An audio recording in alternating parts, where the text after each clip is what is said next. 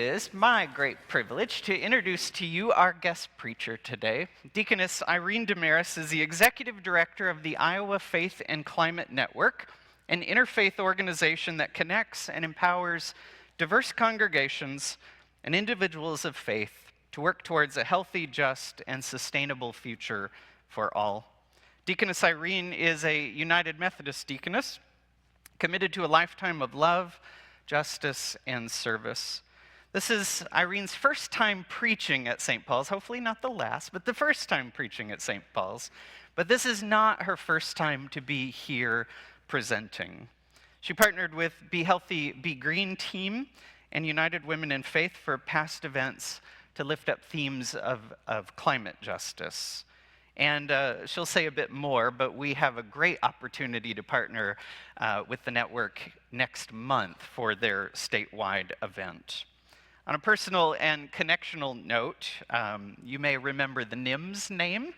Irene's spouse is Reverend Nate Nims, and sister-in-law is Becca Nims, who's back in the back of the room.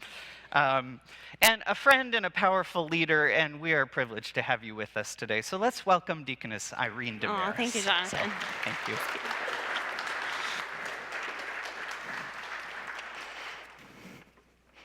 Good morning. It's so good to be with you here today and online here at St. Paul's in Cedar Rapids. Again, I'm Deaconess Irene DeMaris. I am the Executive Director of Iowa Faith and Climate Network, formerly known as Iowa Interfaith Power and Light. Our mission is to nurture environmental leadership by equipping individuals and communities with the resources they need to take climate action. Today is Transfiguration Sunday, a moment where the ordinary turns to something so holy it must be marked. 6 days after telling the disciples about the suffering to come, Jesus takes Peter, James, and John up a mountain. Before their eyes, he's transfigured. His face shines like the sun, his clothes become a dazzling white, and Moses and Elijah appear. And Peter says what many of us would say is, Lord, it is good for us to be here. Let's build some tents, some shelters, right? When I see something holy, my first thought is not usually quick. Somebody grab some lumber. So in Peter's world, tents, tabernacles, shelters were places where God dwelled among the people in the wilderness. Peter isn't being foolish. He's responding to awe.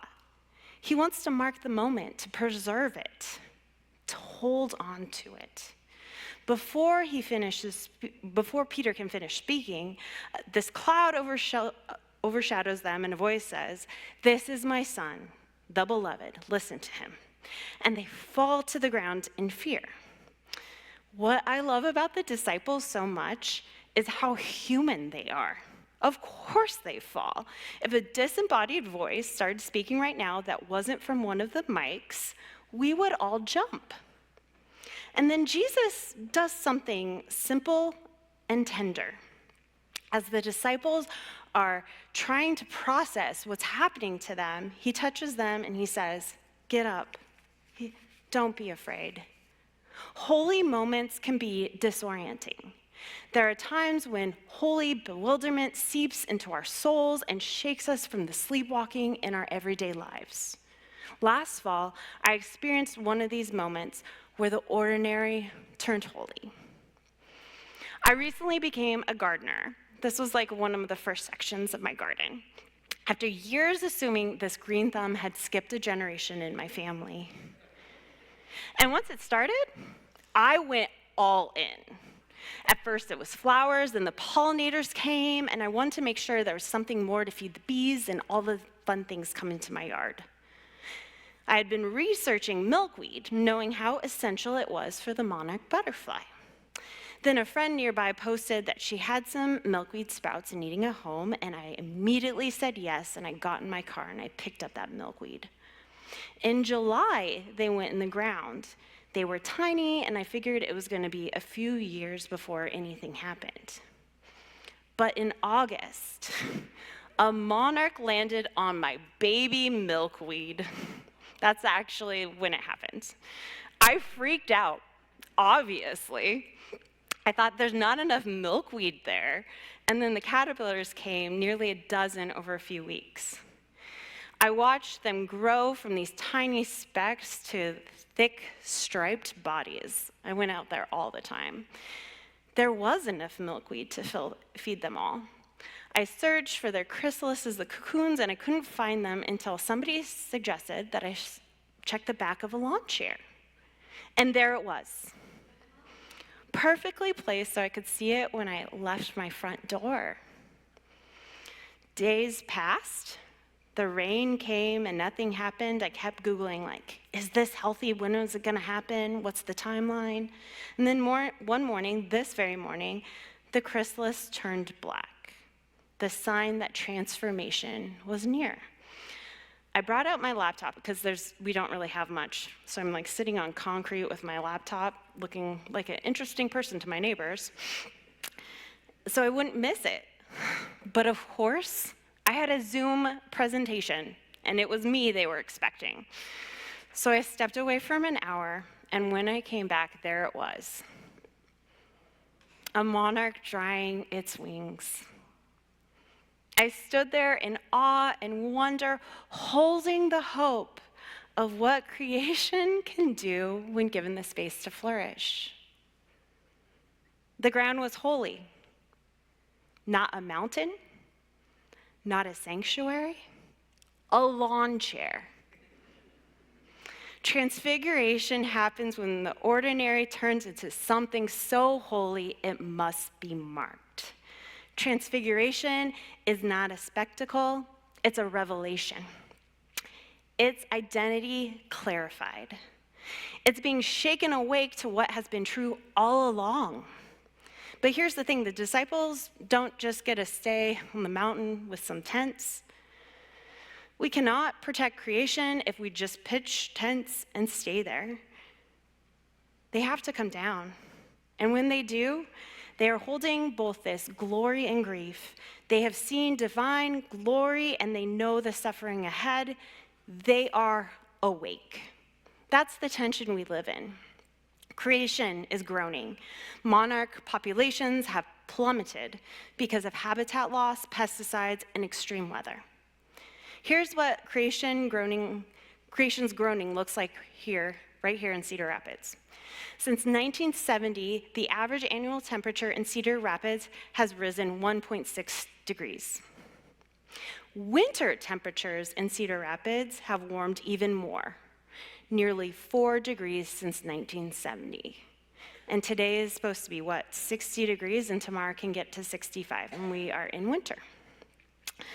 And across our region, the heaviest rainfall events have increased by 45% since 1958. That means stronger downpours, more strain on our infrastructure, more flooding risk, more pressure on the rivers that run through our city. You know what flooding does to this city. This is not somewhere else. This is Cedar Rapids. The signs aren't abstract anymore. We can see and we can experience climate change. Are we listening? Science continue to illuminate what's happening, and our faith calls us not just to admire creation, but to respond to it. Transfiguration is not about spiritual escapism, it's about being awakened to our responsibility. As Christians, as a people called United Methodists, our faith calls us to be faithful disciples of Jesus by seeking justice.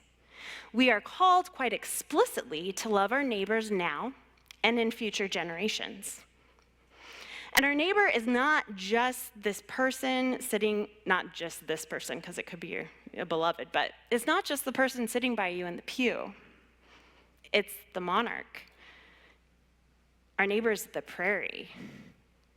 It's the river, our future generations. Our United Methodist principles actually start with community for all of creation. Not humanity first, all of creation. And when you actually read them, it's a lot. They speak about the destruction of our ecosystems and global warming. They name our dependence on fossil fuels and environmental racism. They call for sustainable policies, food justice, care for all creatures, the protection of even outer space. That's fun. And the affirmation of science along with traditional indigenous wisdom. Whew, it's expansive, right? It's expansive because climate justice is expansive. People are fleeing drought and disaster and becoming climate refugees, only to run into human-made borders. Families are quietly wondering what kind of future they could bring a child into when they're thinking about having children. Those of us working for a livable planet are also thinking about healthcare, housing costs, immigration, LGBTQIA+ dignity, because the quality of life for all of humanity is bound up together. Climate justice is interconnected, which is exactly why it can feel so overwhelming. On most days, it does.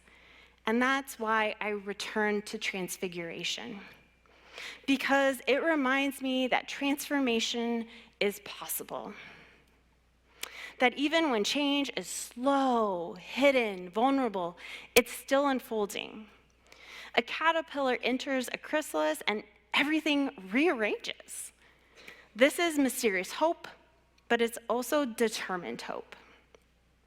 Milkweed must be planted. Lawns must be reimagined. Policies must shift. Communities must organize. Hope is not passive. Jesus touches the disciples and says, get up, not stay, not build, get up. And that's why your role matters. St. Paul's, you're hosting our Call to Climate Action Conference on March 21st, right here in this very building. That's the QR code for it if you're interested in learning more right now.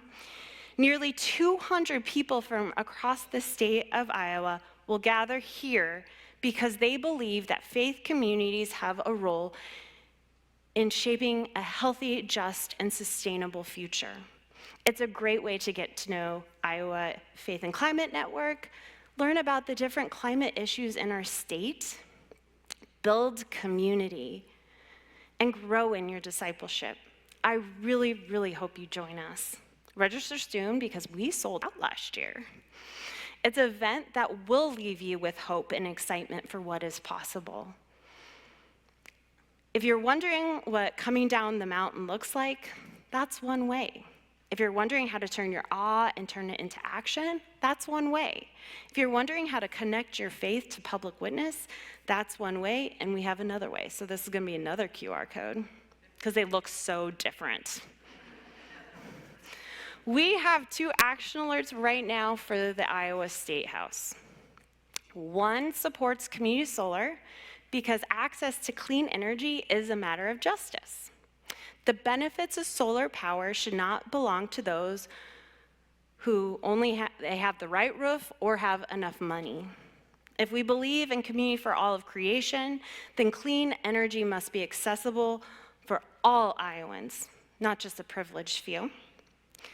The second prevents coal ash from being dumped in our waterways because we know that protecting water is a sacred responsibility. Allowing toxic waste to contaminate rivers and groundwaters for the sake of convenience or profits is not stewardship. Water is life. And this is a sidebar, but that does not even talk about the nitrates. It's harm, and people of faith are called to choose life. 5 minutes. 5 minutes to move from awe to action and to take those action alerts. Iowa Faith and Climate Network exists to walk alongside congregations like St. Paul's, not to overwhelm you, not to shame you, but to equip you. Because the kingdom of God breaks through in mysterious ways. Sometimes it's on a mountain. Sometimes lawn chairs that you buy at Menards. Sometimes in legislative chambers. Sometimes in the quiet decision just to plant some milkweed.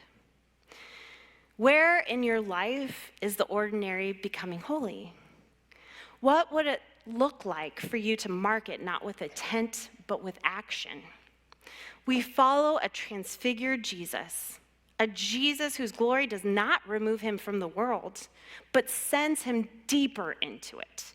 So let's be a people of awe, a people of action, a people of mysterious and determined faith, because the mountain was never the destination.